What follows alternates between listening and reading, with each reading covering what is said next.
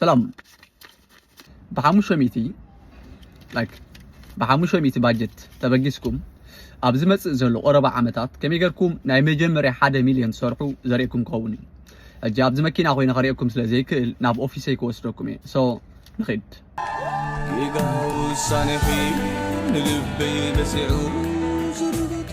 زاتري وازلهم نعاقاتكم نمر عيلز جزاهوا كده مخلتا معات جزاهوا حدا تشالنج يا so أبزل على خمتري وازلهم one step challenge يا which means حدا جزء شو 1% صريحات مسيخنا ذا account زيا نايميتي شو account budget كنا بكاينا يوم توعل زلوا مالتيو أبزل على خمتري وازلهم already كل 1% صريح لهم كمتري وازلهم كل 1% صريح لهم كل 1% صريح لهم شو 1% تعرفين له شو 1% نحب صريحة تركيبهم نايب حق زغون account نايميتي شو حقولين so بغني جزء هذا account زيا بحموش 100 نبل أنا كبابي 400 قلن 450 جزء يا قل نعمل بحموش 100 نبل so إذا account زيا مس حرف قوة تن حموش 100 كمل سلوا يوم at the same time كا نايميت شح account budget كبون يوم okay that's calculated so إذا حموش 100 اللواني أبزخ نقمتانينا أبزخ نقمتانينا إذا حموش 100 اللواني كابزن نايميت شح account نعمل 3% رأي ورحة تسريحة 3% نايميت شح 3% أتاولني مالتي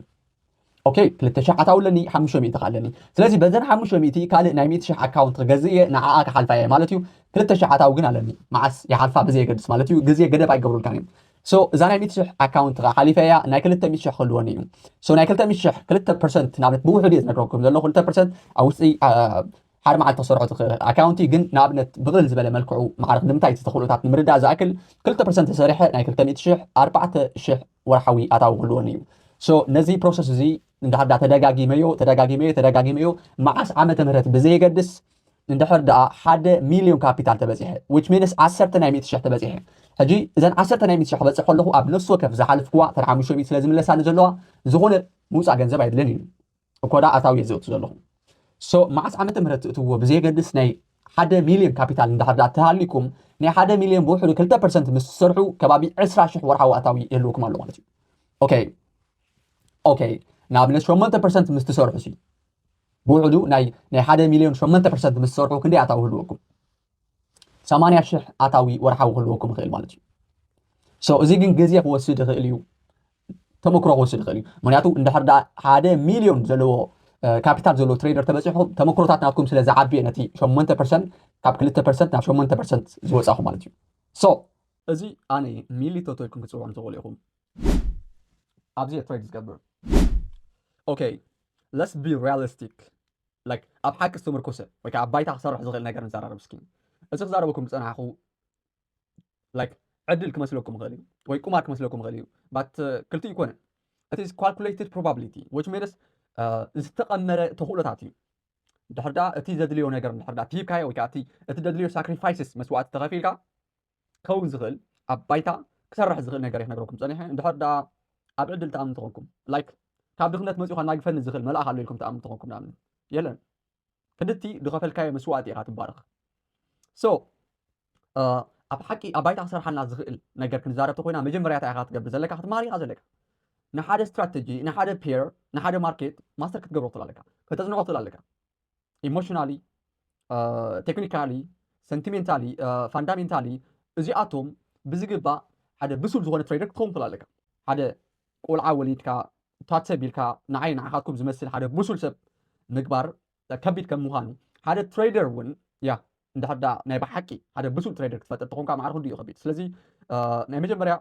ትምህርቲ የድልየኩም ኣበይ ተምሃሩ ብዘይ የገድስ ማለት እዩ ኣነ ግን ሪኮመንድ ዝገብረኩም ንሓደ ዓመት ዝኸይድ ንሓደ ስትራቴጂ ማስተር ብምግባር እቲ ዋና ዕላማ ናይ ዝናተይ ሜንተርሺፕ ከዓ እንታይ እዩ እስ ላይክ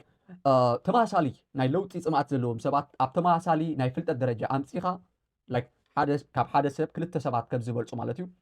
ብሓደ ኣብ ተመሳሳሊ ናይ ፍልጠት ደረጃ መፂኻ ብዙሕ ኣናላይዝ ብምስራሕ ነቲ ማርኬት ከተጥቅዖ ትኽእል ኢኻ ምክንያቱ ላይክ ኣብዚ ማርኬት ትሪልዮናት ዝኣክል ገንዘብ እዩ ዝንቀሳቀስ ቢልዮናት ዝንቀሳቀሱ ሰባት ኣለዉ ሚልዮናት ዝኾኑ በልሕቲ ሰባት ኢና ኣንፃሮም ኢና ንኣቱ ዘለና ስለዚ እንታይ ኢኻ ክትገብር ዘለካ እቲ ዝያዳ ውፅኢታዊ ትኸውን ትኾንካ ተመሳሳሊ ፍልጠት ሃሊካ ግን ከዓ ተመሳሳሊ ናይ ለውጢ ድሌት ሃሊካ ንሓደ ማርኬት ብሓደ ኮንካ ኣናላይዝ ብምግባር ያ ዝያዳ ዓውት ክትኸውን ትኽእል ኢኻ ሶ ነዚ ንክትገብሩ ከዓ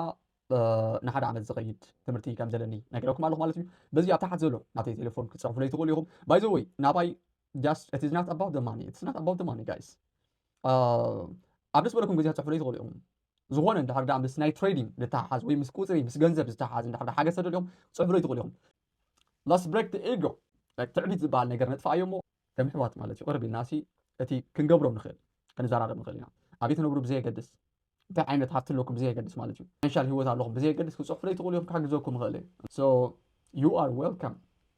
everybody is welcome ብዛዕባ እዞም ፕሮፊርምስ ዝያዳ መፅናዕቲ ምስ ትደልዩ ወይ ከዓ ክትረኽብዎም ምስ ትደልዩ ትክክለኛ ዌብሳይት ናቶም ኣብ ናተይ ቴሌግራም ግሩፕ ከድፈልኩም እየ ቴሌግራም ግሩፕ ናተይ ከም ትሪእዎ ዘለኹም ቶቶ ትሬድስ ፐብሊክ ግሩፕ ኢልኩም ኣብ ቴሌግራም ብምእታው ክትረኽብዎ ትኽእሉ ኢኹም enjoy life